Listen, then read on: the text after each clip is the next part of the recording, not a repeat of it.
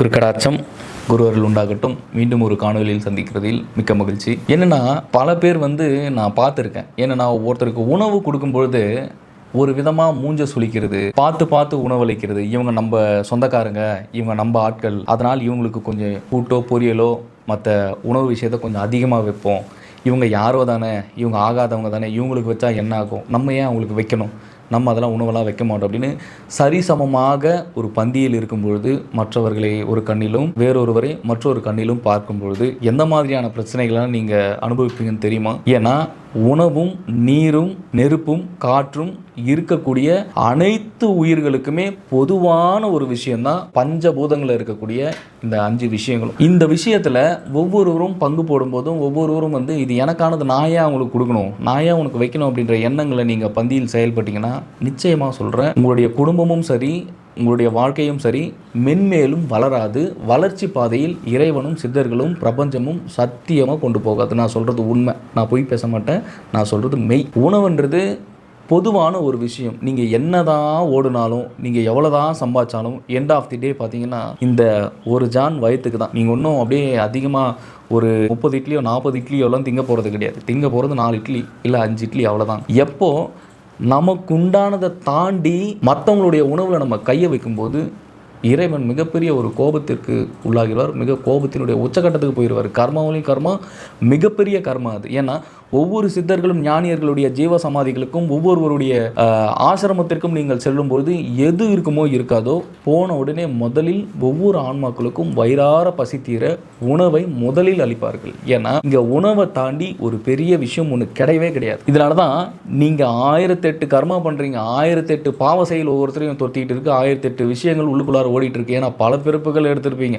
சஞ்சித கர்மா, பிராராப்தி கர்மா, ஆகாமி கர்மா, இந்த மாதிரி கர்மாக்களுடைய நிலைகள் வேற. பாவ செயல்களுடைய மேலும் மேலும் பாவம் செய்யறதுன்னா ஒருத்தர் பந்தியில் உட்காரும்போது அந்த மாதிரி அவருக்கு வைக்கக்கூடிய உணவு ஒரு டிராப் நீங்க கம்மி பண்ணீங்கன்னா கூட, இல்ல பக்கத்து இலையை விட உங்களுக்கு தெரிஞ்சவங்களுடைய இலையில கொஞ்சம் சாதத்தையோ இல்லை ஏதாச்சும் ஒரு விஷயத்தை அதிகமாக வச்சு அது பக்கத்தில் இருக்கிறவங்க அதை பார்த்துட்டு ஹர்ட் ஆனாங்கன்னா ரொம்ப கொடுமையான அடி விழுகும்.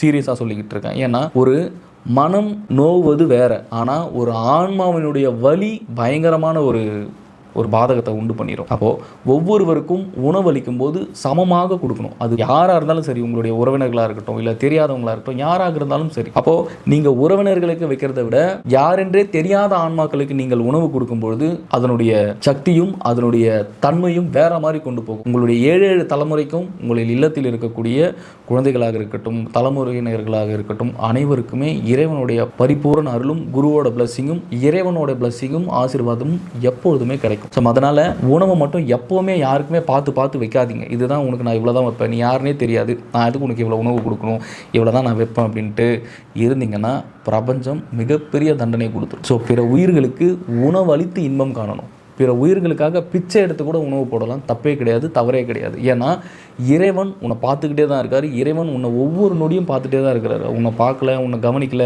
அப்படின்ற இந்த மனசு 1008 நயவஞ்சகத்தை ஒவ்வொருடைய மனசுக்குள்ளேயும் இருக்கும்.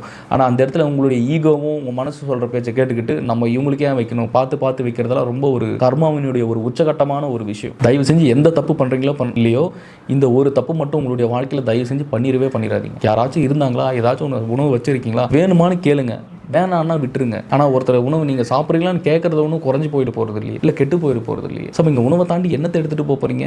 ஒன்றுமே கிடையாது. அந்த அன்னதானம் அப்படின்றதும் அங்கே பந்தியில் உட்காந்துட்டு இருக்கிறதும் ஒருத்தங்களுக்கு அன்னம் அளிக்கணும் அப்படின்ற ஒரு கரண்டி உங்கள் கையில் வருதுனாலே அது நீங்கள் முடிவு பண்ணுறது கிடையாது.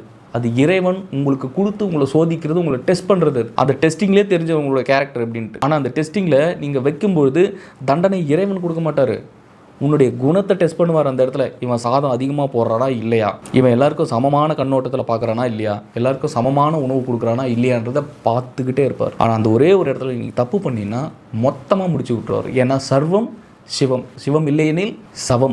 அனைத்துமே இறைவனோட கட்டுப்பாட்டிலும் அனைத்துமே சிவனுடைய கட்டுப்பாட்டில் தான் இருக்குது. அதனால் உணவு பொதுவானது. இந்த பஞ்சபூதங்கள் அனைத்துமே அனைத்து உயிர்களுக்குமானது. ஸோ எந்த இடத்துலையுமே இந்த ஒரு கேரக்டர் அப்படி உங்களுக்குள்ளார இருந்துச்சுன்னா கூட தயவு செஞ்சு அதை மாற்றிக்கிட்டு ஒவ்வொரு உயிர்களையும் நேசித்து அன்பாய் அரவணைத்து ஒவ்வொருவரும் பிரபஞ்சத்தில் உங்களை நகர்த்தி செல்லும் பொழுது உங்களுடைய கர்மவினை முழுவதுமாக நீங்கி உங்களுடைய வாழ்க்கை அடுத்த கட்டத்துக்கு போகும். இதெல்லாம் பண்ணாமல் கோடியாக பணம் வச்சுக்கிட்டு இருந்தால் மட்டும் ஒன்றும் இங்கே மாறாது. முதல்ல ஒவ்வொருவருடைய குணம் எப்படி இருக்கணும், பண்ணணும்னா பசிச்ச உயிருக்கு முதல்ல சாப்பாடு போட்டுட்டு தான் அடுத்த வேலையை பார்க்கணும். இதுதான் தமிழர்களுடைய மாண்பு. ஆனால் இன்னைக்கு இருக்கிற காலகட்டங்களில் அப்படி நிறைய இடங்களில் இல்லை. ஸோ நேசிங்க, உங்களால் இயன்றதை கொடுங்க இல்லாதவங்களுக்கு. அதை விட உங்களுக்கு இங்கே வேலை எதுவுமே கிடையாது. இந்த காணொலி உங்களுக்கு பயனுள்ளதாக இருக்கும் என்று நான் நினைக்கிறேன். மீண்டும் அடுத்த காணொலியில் சந்திக்கலாம்.